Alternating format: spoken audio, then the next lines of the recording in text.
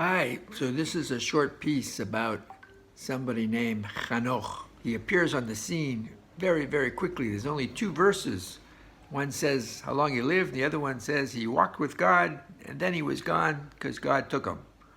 What happened to him and why? And so the Midrash says that, he debates maybe he was a good person, he was a bad person, or he was wavering back and forth, and God wanted to spare him from this roller coaster, but that, of course, is not so satisfying, because since when does God get involved in people's free will? If they're going to mess up, so let them mess up, But it gets more interesting because when you look in other sources, even the Talmud, in 5 different places, it seems very clear that he went on to become an angel after he was gone. So he was an angel, and not just any angel, but a very important angel. And so now the question is, why would he be picked to be an angel? The Talmud mentions very unusual interaction with him. You may recall the story of after the golden calf, God was saying to Moses that I'm not going to lead you, there'll be an angel will lead you. That was him. Another story is that young children who are just weaned and are starting to get wisdom, this is the angel that imparts that wisdom.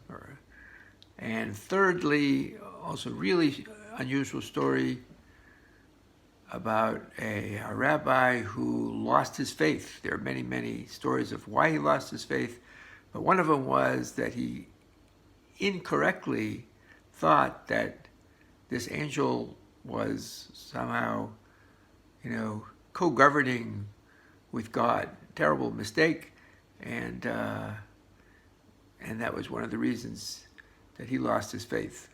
In any case, the bottom line is, why was he picked to be an angel? Why was he taken? And the best theory I could come up with is that he had great qualifications to be an angel. There's a famous story, I think I've mentioned in the past, when Moses went up to get the Torah, and the angels were against him taking the Torah down into our world, because they said human beings are going to break the Torah. So God said to Moshe, what do you have to say? Argue your case. So Moshe said, what do you guys need the Torah up here for? It wasn't made for you. You don't have the same human emotions. You don't have jealousy, and you don't have deceit and lust and all these things. This is not meant for you. And so he won the argument and he took the Torah, but it sort of leaves us the impression that these angels, they don't have a clue about human beings. And so whatever role they're serving, maybe they're not so qualified. They're more like automatrons who don't do anything wrong. But now, look at this guy. He was somebody struggling with his faith.